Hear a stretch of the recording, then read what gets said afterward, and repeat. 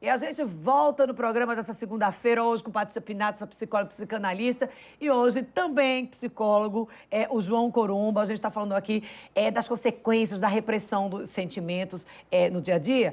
Patrícia e João, a gente estava falando no final do bloco anterior da dificuldade de você avançar no tratamento de doenças que acabam acometendo as pessoas justamente por conta dessa prática, desse hábito de estar reprimindo. Como é que a gente pode entender isso, ajudar quem está em casa a entender? A gente trouxe primeiro algumas doenças. Falou psoríase. O que mais a gente poderia trazer?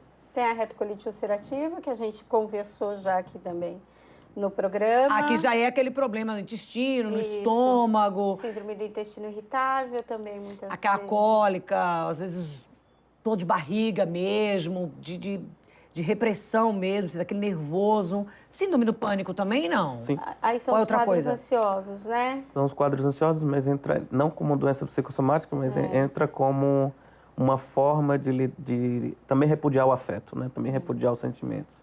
E como é que se trata isso? Sentido como se fosse uma questão orgânica, na verdade não é. Assim, você tem sudorese, né? Você tem uma sensação de que vai enlouquecer, por exemplo, mas tudo a um nível do corpo, não é, digamos assim, o psiquismo de fato, digamos. A pessoa não tá Enquanto louca. função, enquanto função. Ela não tá... Exatamente, né? Não é uma patologia exatamente. Isso. Existem os sintomas, esses sintomas advêm dessa repressão do afeto, certo? E você, na verdade, traduz daquela forma. Por uma dificuldade de entrar em contato com o afeto. Com a dimensão afetiva. É a resposta que o seu corpo Isso. está dando É uma defesa. para aquela repressão. Ele, na verdade, está te sinalizando que as coisas não vão bem, mas às vezes as pessoas têm essa dificuldade de fazer essa leitura. E aí que você já trata, quando a gente está falando dessa série de coisas, a gente está falando muito do bloqueio, né? O bloqueio do sentimento, bloqueio desse relacionamento afetivo, que eu acho que essa palavra, acho que do fugir do afetivo, acho que traduz, acho que é mais fácil até para a gente entender. E aí você tem doenças mais graves e que você consegue tratar com medicamentos, com terapia, que você vê o avanço, é visível o avanço. E aí, de repente, você se depara com situações como de repressão, que aí, Patrícia, você falou uma coisa bem preocupante. Você tá ali, acompanha, mas o avanço é lento e, às vezes, pouco visível.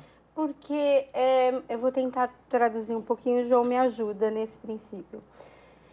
Eu pego aquele afeto ou aquela soma de todos os afetos que eu não consigo transcrever para o meio externo de forma qualificada, vamos dizer assim, de uma boa forma, e eu trago isso através de um mecanismo de defesa para dentro do meu corpo e vou progredindo isso de uma forma muito inconsciente, claro.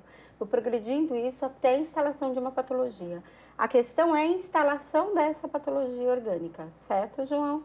Essa que é a questão, porque depois de instalada essa patologia, o organismo já encontrou essa forma de defesa do afeto.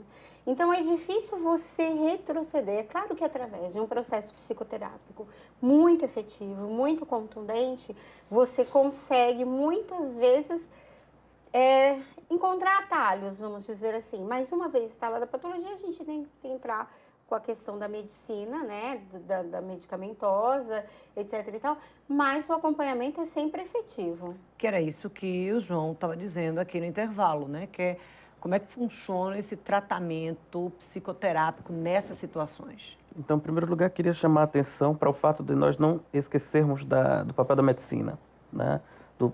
Não esquecer dos médicos, que eles também são importantes, por exemplo, no caso das doenças como câncer, psicossomática como câncer, né? Nós precisamos, obviamente, pensar que não é só a psicologia que vai tratar disso, mas também a medicina e outras áreas.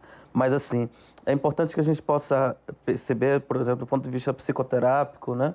Em relação a esses casos em que chegam, é que nós precisamos trazer cada vez mais para que esses pacientes, por exemplo, possam falar dos seus sentimentos, para que assim eles possam sair dessa, que a gente pode chamar desse sintoma, né, esse sintoma que é orgânico, né, para uma outra dimensão mais sofisticada, podemos dizer. E na prática, como é que é isso no consultório?